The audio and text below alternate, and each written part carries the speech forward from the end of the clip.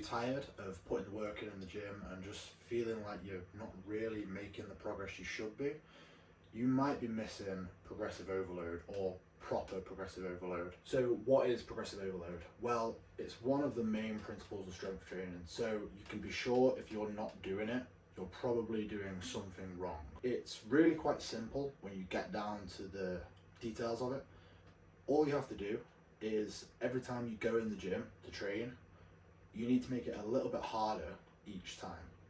Whether that's weight, rest times being reduced, adding volume, or just any other kind of method of making it harder, that is what's going to make you get better over time. So you should be able to see on the screen now a couple of examples I've put up on how you can progressively overload your training, or in this example, a set of 3x10, how we're going to progress that over the weeks to come. So as you can see, on the first week, you'd be doing 3x10 at 100 kilo. It doesn't really matter the exercise, it's just the theory. Then on week 2, what you could do if you were trying to progressively overload the volume, you would go up in reps. So rather than doing 3x10, you would do 3x12.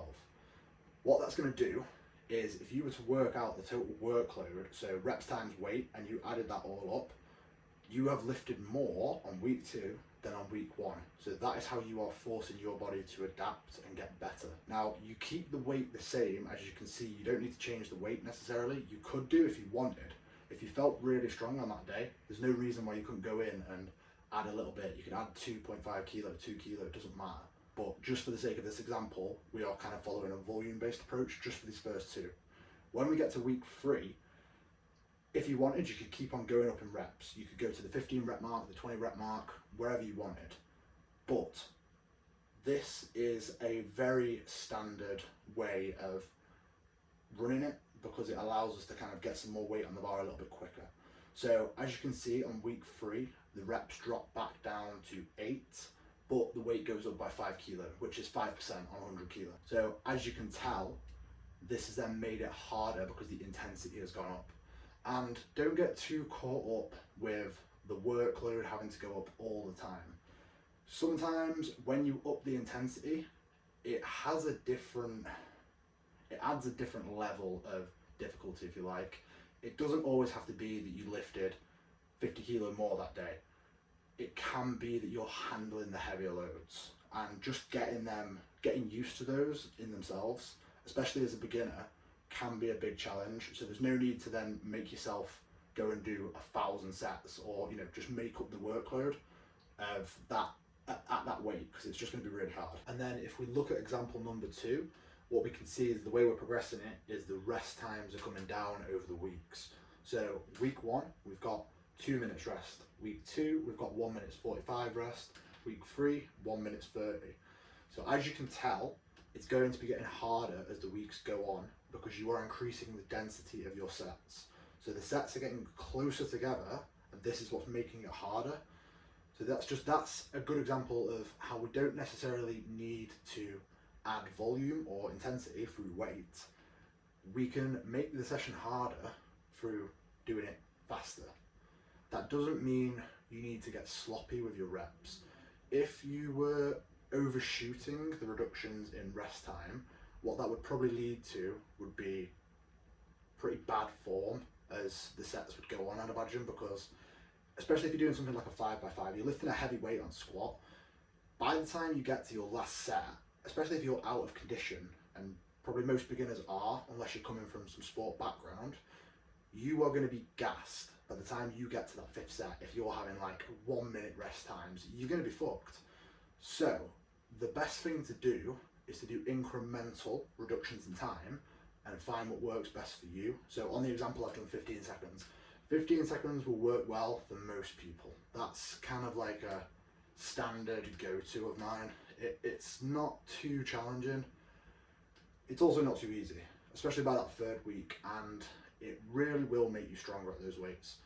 So after that 3rd week, if you wanted, you could carry on and reduce the rest times even more.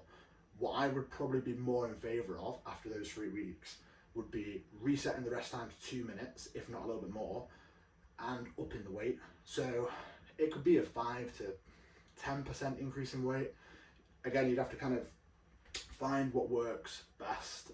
You'd have to learn your body, because some people are going to be more slow twitch fiber, some people are going to be more fast twitch fiber. So the fast twitch fiber people may need longer to recover, whereas the slow twitch fiber people, you may do really well with density and find it fairly easy. So just something to bear in mind. So as I touched on earlier, some of the common things you can do wrong would be, right at the bat, being too ambitious with your progressive overload. So whether that's reducing the rest time by a minute a week, or whether that's upping the weight by 50 kilo on bench 1 week from the next, you need to employ some common sense when we're doing progressive overload and when you're planning your training out, because I'm pretty sure anyone who's ever bench pressed knows you are not adding 50 kilo in 1 week, if that's a working weight, unless you're going from, you know, a technique single at 50% to working sets the next week. But you'd have to be like almost a 200 kilo bencher for that to even be true. So just use common sense. Same as really anything in the gym. Just think through it. Does this seem like a sensible progression? Do I think I'm going to be able to actually complete it?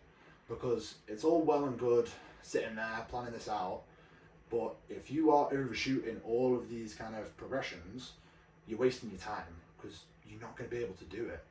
Again, the best thing to do is just going to be try it out, see what works. If you can make 5 kilo jumps on squat, do it. Most people probably aren't going to be able to do that. If it's real working sets, it'll probably be a 2.5 kilo jump a week maybe. Same with a deadlift. A bench could be less, especially for females, it's going to be a lot less. To summarise, now hopefully you know how to implement progressive overload into your own training, and you've taken a few ideas from the video on how you can get better week after week.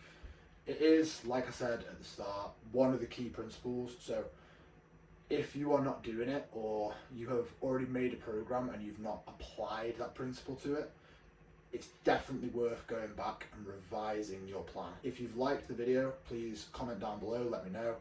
If there's anything you'd like me to talk about, let me know down there as well. I also want to know how you guys progressively overload your training, if you do anything a little bit different to me, and just generally any little tips and tricks.